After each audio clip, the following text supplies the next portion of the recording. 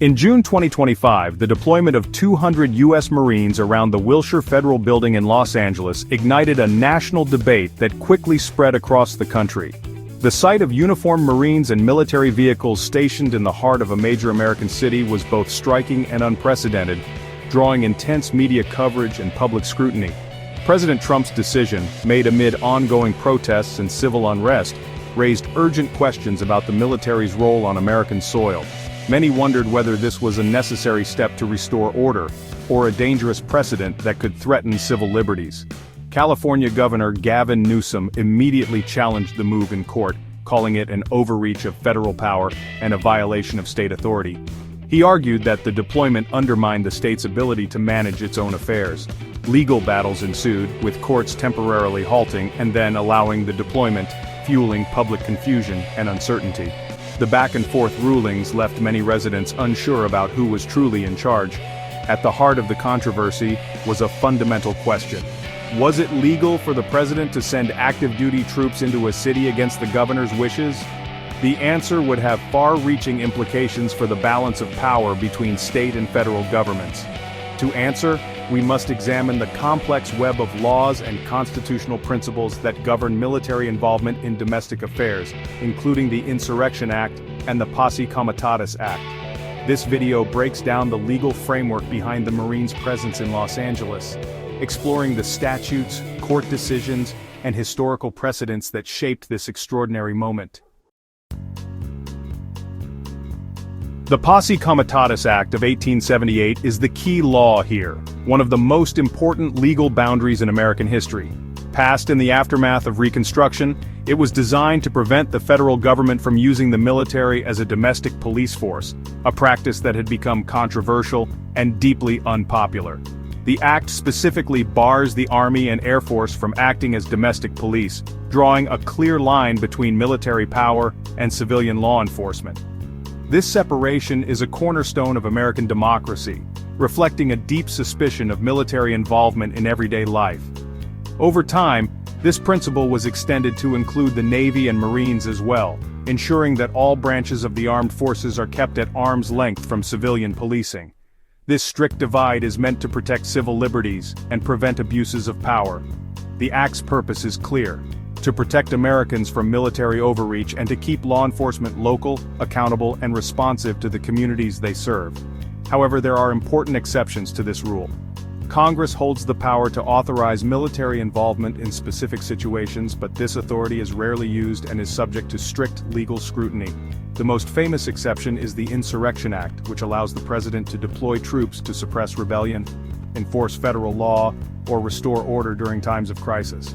This law has been invoked only a handful of times in U.S. history, but in Los Angeles, during the events in question, the Insurrection Act wasn't used, despite the scale of the unrest and the presence of federal forces. The default rule remains no military and domestic policing, unless a specific law, like the Insurrection Act, says otherwise. This is a fundamental safeguard in American law.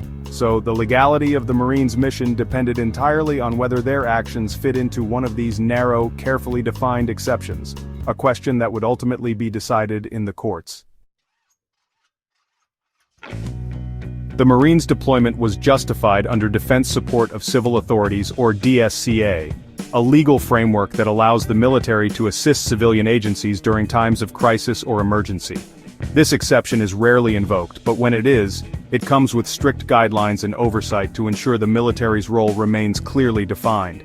The deployment was specifically authorized by Title 10 of the U.S. Code, which outlines the circumstances and limitations under which federal troops can be used on American soil. DSCA lets the military support civilian agencies during emergencies, but only in a secondary, non-policing role. The military cannot take over law enforcement duties or act independently. Their actions must be in direct support of civilian authorities. Under DSCA, troops can protect federal property and personnel, not enforce laws on the public. Their presence is meant to deter threats and provide security, not to police the streets or engage with civilians. In Los Angeles, the Marines' mission was clear: guard the Wilshire Federal Building, not patrol the city or disperse protests. Their orders were to remain on federal property and avoid direct involvement with the public. Their presence freed up law enforcement to handle unrest elsewhere, allowing police to focus on maintaining order in the city while the Marines secured key federal sites. The Marines' authority was strictly limited to the federal property line. They could not cross into city streets or intervene in public demonstrations.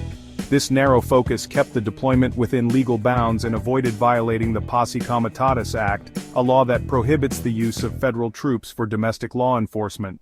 Unlike the Insurrection Act, which allows the military to take on law enforcement roles in extreme situations, DSCA does not grant such powers.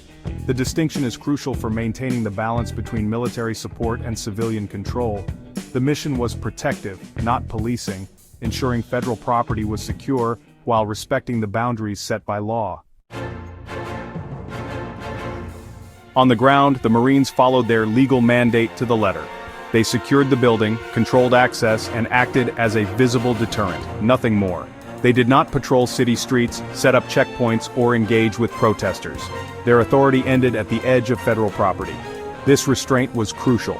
Crossing into law enforcement would have broken the law. Unlike past deployments under the Insurrection Act, the Marines' role in 2025 was passive and defensive. Their presence allowed other agencies to focus on citywide incidents. The Marines were a shield for federal property, not a sword against the public. One incident tested these limits. A man breached the Marines' security zone and was detained until police arrived. Some called this an arrest, but under DSCA, troops can temporarily detain intruders on federal property for security. The Marines did not charge or transport the man, they simply held him for civilian authorities. This action was legal and within their mandate. The deployment, while controversial, stayed within federal law. DSCA allowed Marines to protect, not police. They did not patrol, arrest, or control crowds. Even the brief detention was a lawful act of security, not law enforcement. The mission was a clear example of the military supporting, not supplanting, civilian authority.